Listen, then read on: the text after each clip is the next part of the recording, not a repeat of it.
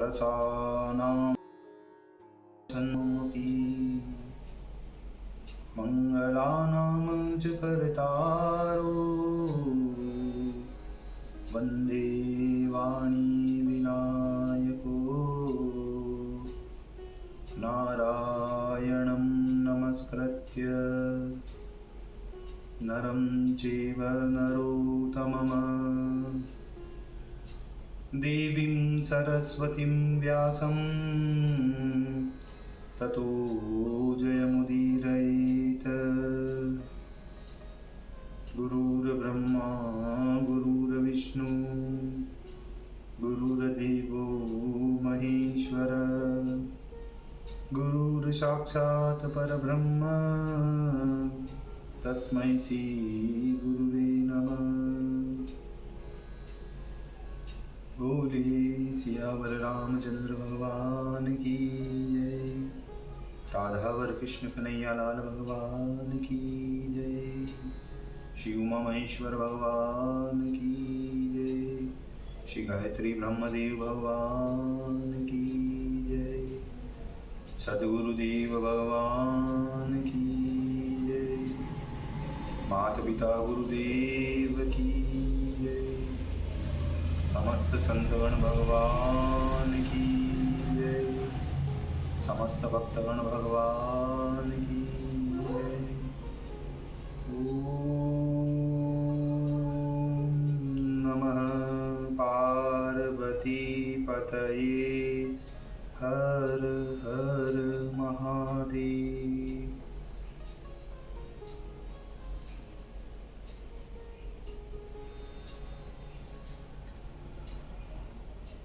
तो मित्रों,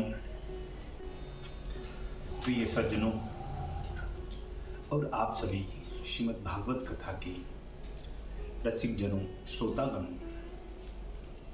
अब तक हमने भगवान श्री भागवत कथा के क्रमबद्ध रूप से कथा का श्रवण करते आ रहे हैं, कीर्तन करते आ रहे हैं, भगवान की कथा का मनन करते आ रहे हैं, भजन करते आ रहे हैं। अभी तक हमने भगवान श्री भागवत कथा के 3 स्कंदों की कथा पूर्ण रूप से श्रवण की है। अब हम श्रीमद् भागवत कथा के 4th स्कंद के दूसरे अध्याय की ओर कथा को अग्रसर करते हैं।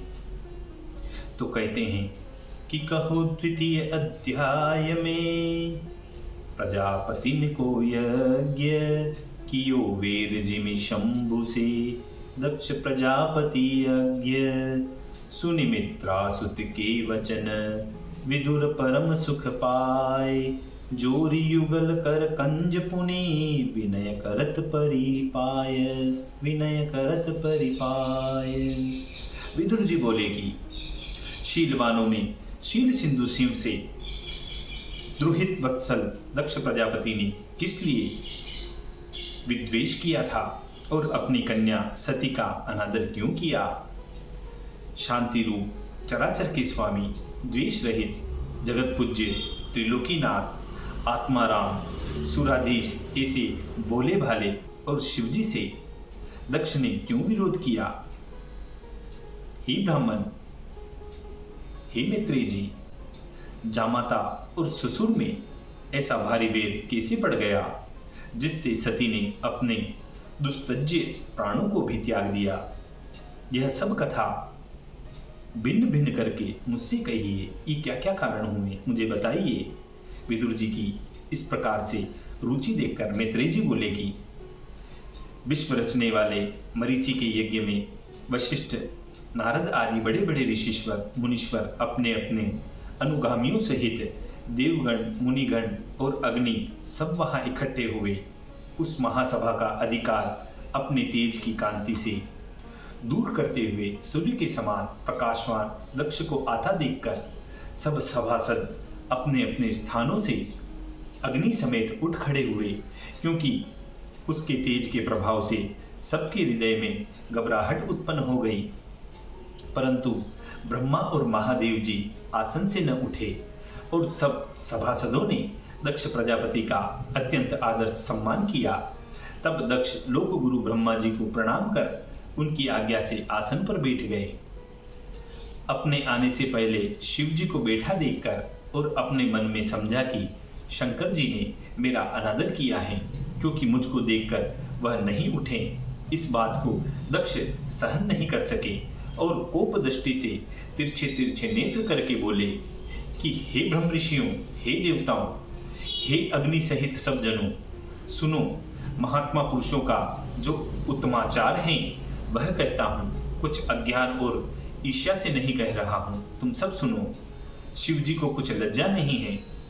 यह लोकपालों के यश का नाश करने वाले हैं। इस अभिमानी ने अपने अभिमान से सज्जनों के चलाए हुए मार्ग और आचरणों को दूषित कर दिया है। यह मेरा जमाता मेरे शिष्य भाव को प्राप्त हैं।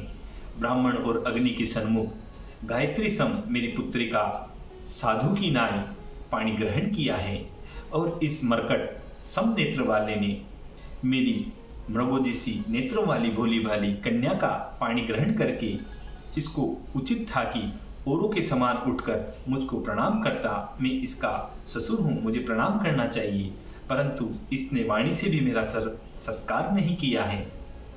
इसलिए मैं अपनी कन्या का इस क्रिया रहित, असुचि, अनाचारी, महाअभिमानी, मर्यादाहीन के साथ विवाह करना नहीं चाहता था, परंतु मैंने अपनी मूर्खता से बिना इच्छा के ही बेटी का विवाह इसके साथ कर दिया।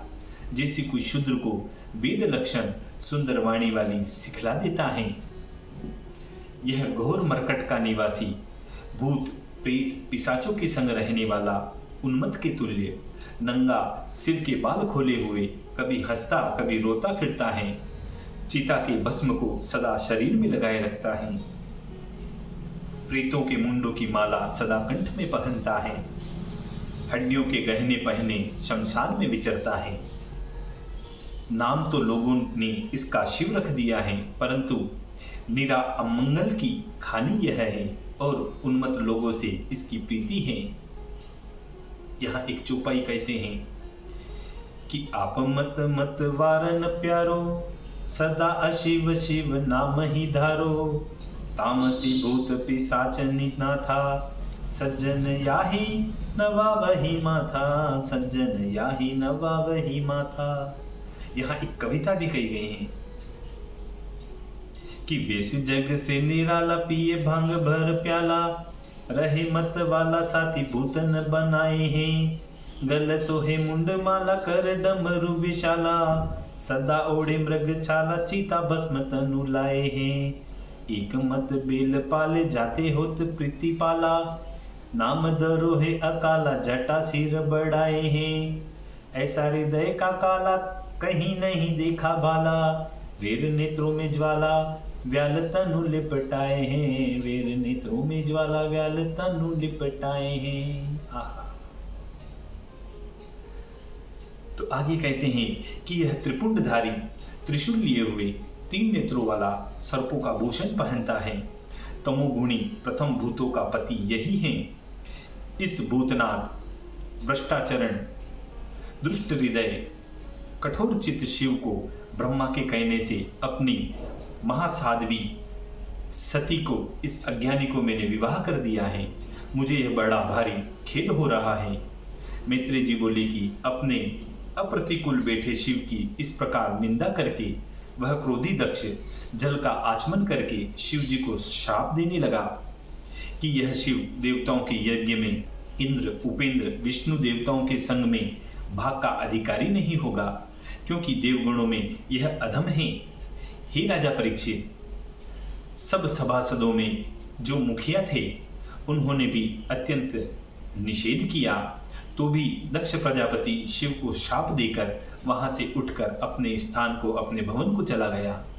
शिव जी के गणों में प्रधान नंदी महाराज नंदीश्वर ने जब शिव जी के शाप देने का समाचार सुना, उस समय अत्यधिक क्रोध करके महारोष में भरकर लाल लाल नेत्र करके महादारुण शाप दिया, और जिन ब्राह्मणों ने शाप देने के समय दक्ष की बड़ाई की थी उनको भी उन नंदीश्वर ने शाप दे दिया। श्री भगवान महादेव जी समदर्शी हैं, किसी से द्रोह नहीं रखते। ऐसे प्रभु से द्रोह करके अज्ञानी पृथक दृष्टि वाला तत्व से विमुख हो जाता है। जो कपट कर्म में परम प्रवीण, ग्रहों में संसार के सुख की इच्छा से आसक्त हैं, वेदवादियों में नष्ट बुद्धि होकर कर्म को केवल मुख्य धर्म मानते हैं, देह को, जीव को ईश्वर मानने वाली बुद्धि से पशुवत ईश्वर की गति भूल स्त्री कामी दक्ष का थोड़े ही समय में बकरे सा मुख हो गया।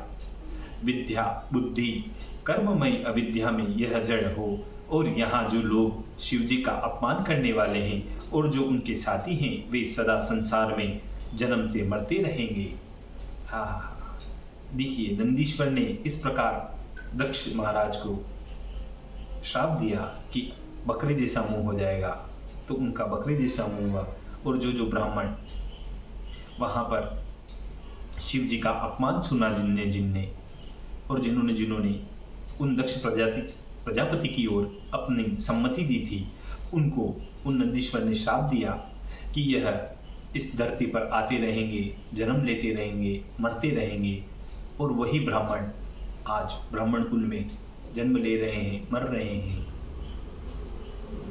इस प्रकार से नंदीश्वर ने उन सभी को यह शाप दिया शिव जी के अनादर के रूप में।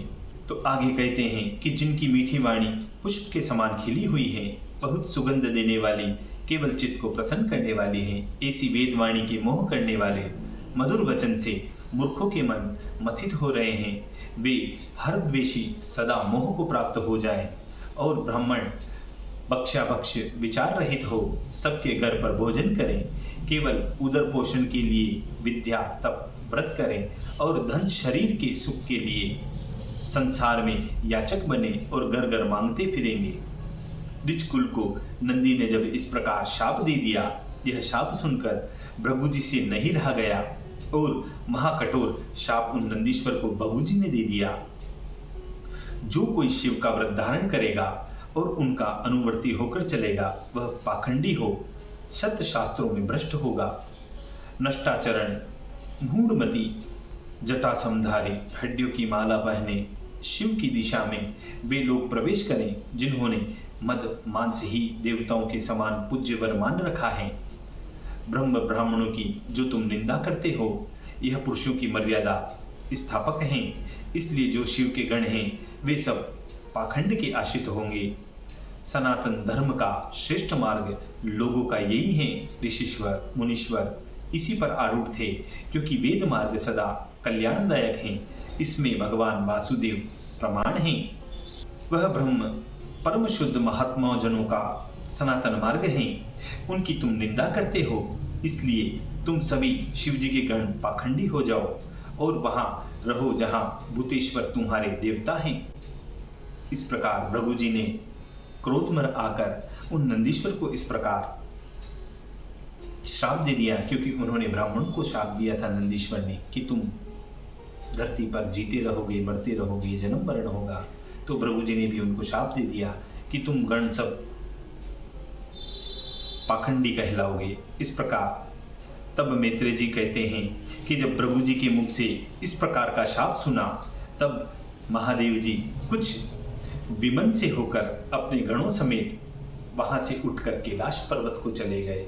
हे विदुर जी, उन प्रजापति विश्व रचने वालों ने सहस्त्र वर्ष तक यज्ञ करके सब पूजनीय भगवान विष्णु का पूजन किया। फिर तीर्थ गंगा यमुना के संगम में यज्ञान स्नान करके निर्मल चित्त होकर अपने अपने सभी स्थान को चले गए। इसी प्रकार इस अद्भुत आख्यान के साथ श्रीमद् भागवत कथा के चतुर्थ स्कंद के द्वितीय अध्याय का यहाँ समापन होता है, पूर्णता होती है। बोलिए श्री कृष्ण कन्हैया लाल भगवान की जय।